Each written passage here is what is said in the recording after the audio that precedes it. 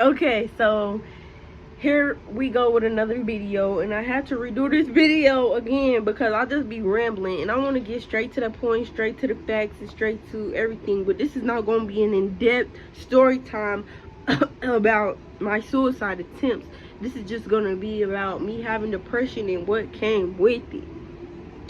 So how did I develop depression? I really don't know. I think it runs in my bloodline, but like, just from everything I talked about in the last video, y'all gotta watch that, so like y'all know what's going on, like y'all gotta keep up. But everything in the last video really caused a lot of trauma to me. So like after that, I was like 8 years old, and I had really bad suicidal ideation. And I definitely needed some help, but I didn't tell my mom about it because like she was really closed off. Like my mom, she really just worked and came home. We didn't really have a relationship with her. And my dad, you know, he was a deadbeat. So I used to be writing suicidal notes and stuff, and my sister would ask me why I be acting like that and stuff. I wasn't really a depressed child. Everybody knows the people with depression be like the happiest, goofiest, giggliest, bubbliest people. But so yeah, after that, I never tried no suicidal attempts when I was younger, other than I had took a bunch of pills. I took a bunch of pills, and they ended up being prenatal pills because my sister was pregnant at the time, so that didn't work. So after that, all I could remember is like, you know, just holding my breath and stuff, like just wishing I wasn't here, wishing I was somewhere else. I always wished I was somewhere else.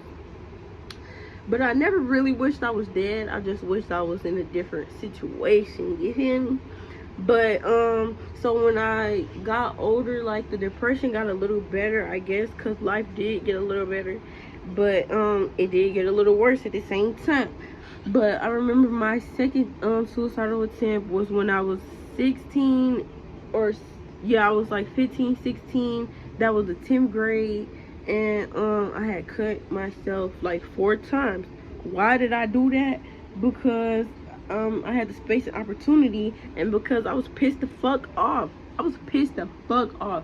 And like when you have like emotions suppressed inside, like when you have a strict parent and everything, like you don't have no outlet, you will basically suppress all of that energy inside. So I had so much suppressed anger inside, I had nowhere to take it out on. So I took it out on myself.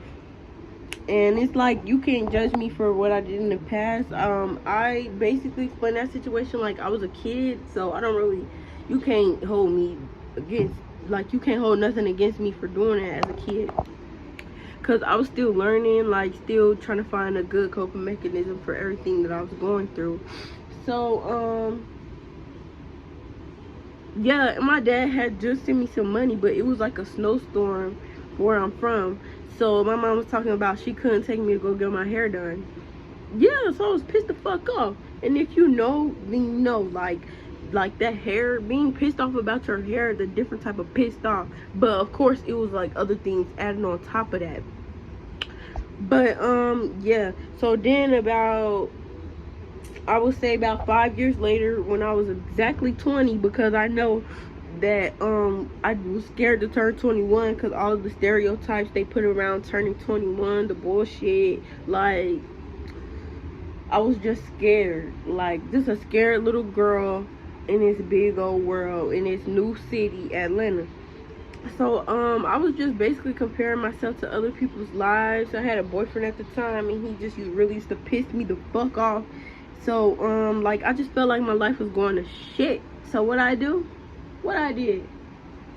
I hung myself. And this is not my first time telling this story, this is my testimony. I hung myself, and I still have scars. A lot of people, nobody asked me about the scars. I thought the scar would never go away, but you can't even tell. So after I hung myself, basically my thought process was I didn't want to be here anymore. Like life was unbearable. I couldn't see it getting any better. Like I had nobody to talk to, no support system, Like, nobody was taking care of me. Always took care of myself. Even though I had like a roof over my head, place to stay. Like, my dad come through for me sometimes when I got here to Atlanta. But like, other than that, it was just all me. So basically, it was just all me and my boyfriend. But my boyfriend at the time, he was a fucking dumbass, jackass, fucking fuck nigga. And he definitely used to be doing sneaky bitch ass shit. So he like always had my mind confused and shit. Like, that was definitely the devil. Like, I don't even blame him. I just blame all the things that I was dibbling and dabbling in, because I'm not even gonna blame him. He's not to blame. I was definitely doing my own little thing. I was drinking, smoking. I was like being disobedient to God. So of course, like it wasn't gonna work out. Whatever I was doing, whatever I thought my plan was, or what I was gonna do, it wasn't working out. So I had planned on like committing suicide. So I didn't have no money, so I drove with this Kia K5 that I had, that I was kind of renting out from my boyfriend at the time, because he used to rent out cars, but I didn't have to pay to rent it out. He just let me drive it.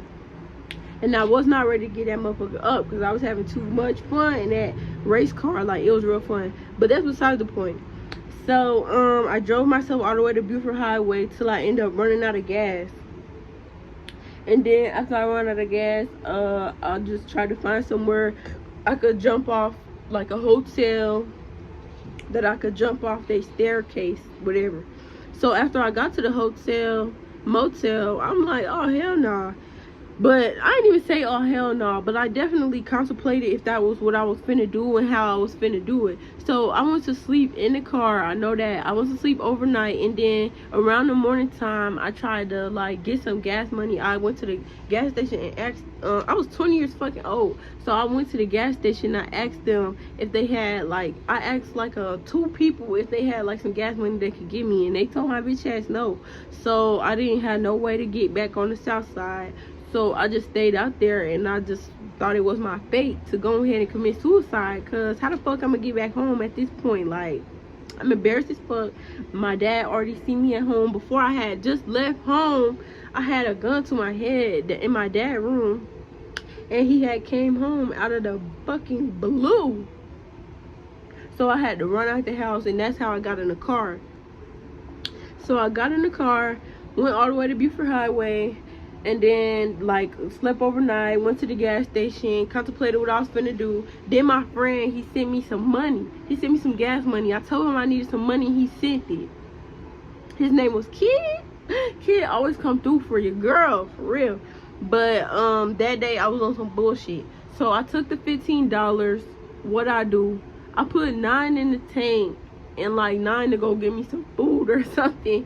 And so I took that $9 in the tank, and then I went to Walmart, got a rope, and then after I got the rope, I went back to the hotel and shit. I got busy. Like, I put the rope up, and then I seen this construction worker, and he was like, oh, stop playing.